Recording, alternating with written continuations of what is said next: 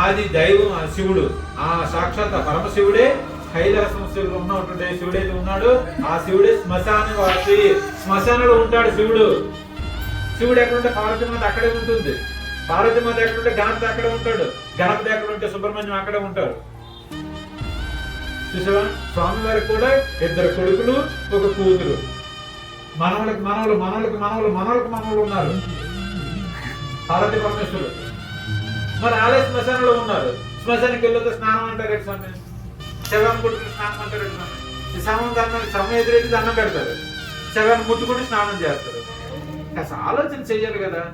శవం ఎక్కడికి వెళ్తే దండం పెడతా పెట్టరా? మీరు ముట్టుకుంటే స్నానం చేయాలి. మైలు అంటారు బ్యాక్టీరియా క్రీములు ఉంటాయి కాబట్టి స్నానం చేయాలి. చూస్తే నోట్లో బ్యాక్టీరియా క్రీమ్ నోటంటే ముక్కలు తెలిపోతుంది. ఆ క్రీములు బయటికి రాకుండా ఫస్ట్ ఎందుకు రాస్తారు? ఆ క్రీములు ఏమి అంటకుండా చేస్తారు. అందుకే మన సంస్కృతిలో ప్రతి శరీరాన్ని కూడా కాల్ చేయడం మొదలు పెట్టారు. యోగులకి మహర్షులు గొప్పలకే భూస్థాపనం చేయాలి. మిగతా వాళ్ళందరికీ కాల్ చేయాలి. ఎందుకంటే క్రీమ్ సంహారం జరిగిపోతుంది. పురుగులు పెట్టుకుని శరీరాన్ని పాతి పెడితే ఆ బ్యాక్టీరియా క్రీములు ఇంకా బయటకు వచ్చి ఇబ్బంది పడుతుంది. చూసారా? ఆ విధంగా ఈ క్రీములు ఈ బ్యాక్టీరియా వైరస్ ఉంటది కాబట్టి వెంటనే స్నానం చేయమని చెప్పారు. అది మైలని కాదు. ఈ ముండా కొడుకులకి అర్థం కాక మైలని పెట్టేశారు. ఆ ఇల్లుని వదిలేయమంటారు. ఏ ఇల్లు ఎక్కడో చచ్చిపోతే ఇల్లు వదిలేయాలి. అదేంటంటే చచ్చిపోవడం కొత్తదా? లేకపోతే కొత్త పెట్టారా? చచ్చిపోవడం పుట్టడం కొత్తదా? కొత్త పెట్టారా? మాలేసిన కొత్త మీరు సమర్థానం తినమండి. ఓరే ముండా కొడుక, అది సమర్థ కాకపోతే స్త్రీ కాదు, స్త్రీ కాకపోతే భార్య కాదు, ఓ భార్య కాకపోతే సృష్టి లేదు. చూసారా? ఏది లేదు.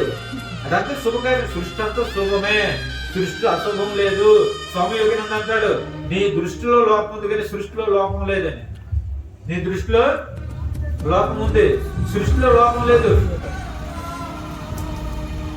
ముట్టు వచ్చిందంటే ముట్టుకోం కదా 3 రోజుల వరకు. ముట్టుకుంటామే.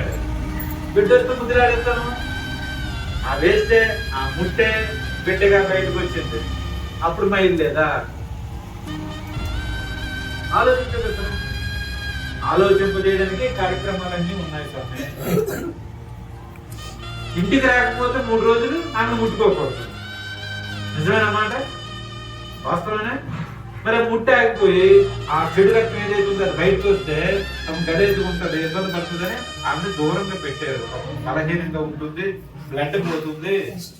రెస్ట్ కోసం పెడితే మనం ఏం చేసాం? మైలేజ్ పెట్టేసాం. లోపల ఉన్న చెడు బయటికి పోయింది. అది మైలు ఎలా అయింది? ఒకసారి ఆలోచించాలి కదా. మనిషిగా ఆలోచన చేయాలి కదా. మనం జంతువులం కాదు కదా, మనుషులం కదా. ఆలోచన చేయాలి కదా. అది బయటకు వస్తే ఆ స్త్రీకి రెస్ట్ ఇవ్వాలి. చూసారు? ఆలోచించారు. అది ఆగిపోయింది. ఎందుకు ఆగిపోయింది? స్త్రీ పురుషులు కలిశారు, అందుకే ఆగిపోయింది. జయమంజగా ఆగిపోయింది. ఆగిపోయింది. 9 నెలలకి ఆ వేస్ట్ అంతా కలిసి ఒక శరీరం తయారైంది.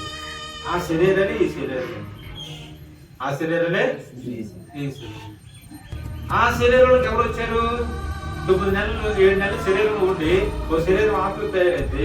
ఆ శరీరంలోకి ఎవరు 7 మాసాలు అయిపోయిన తర్వాత అంతవరకు కదిలింపులు ఉండవు. లోపల గర్భంలో తల్లికి 7 నెలల్లో పూర్తి అయిపోతే ఆ దేవాది దేవుడే జీవుడే ఆ శరీరంలో ప్రవేశించాడు. ఆ దేవాది దేవుడు ఆ శరీరంలో ప్రవేశించాడు.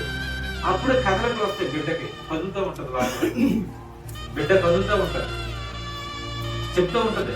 ఆ తల్లి చెప్తూ ఉంటది, అందరికి తెలుస్తూ ఉంటది ఈ విషయం. 2 నెలల లోపల ఉంటే 9 మాసాలు పూర్తయ్యాక ఆ బిడ్డ బయటకు వస్తుంది. ఏ బిడ్డ వచ్చాడు? ఈ ముట్ట ఏదైతే ఉందో 7 నెలల్లో శరీరం ఆకారం చేసుకుంది. ఆ ఆకారంలో దేవుడు వచ్చి జాయిన్ అయ్యాడు కదా. ఆ దేవుడితో ఇది బయటకు వస్తుంది. అది మంచిదా చెడ్డదా? దేవుడు బయటకు వస్తే మంచిదా చెడ్డదా? మరి మైలు అంటారు ఏంటంటే పురుటి మైలు. మేము మాలయ్యకూడదండి పురుటి మైలు.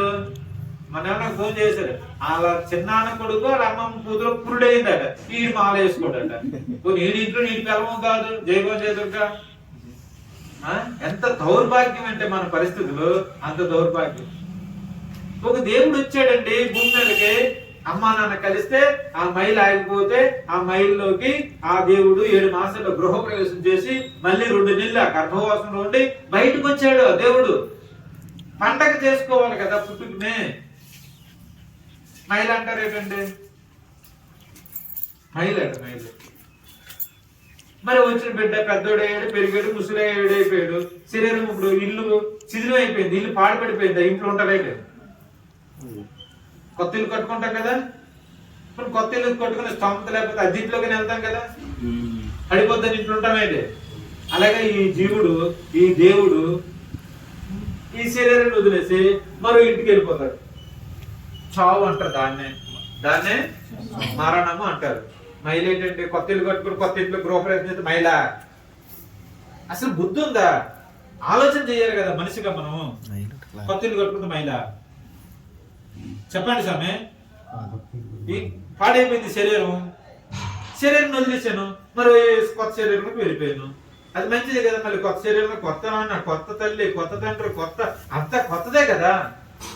మరి దాన్ని సంతోషించాలి కానీ మైలేనే మరి సంవత్సరం వరకు మరి దేవాలయం మరి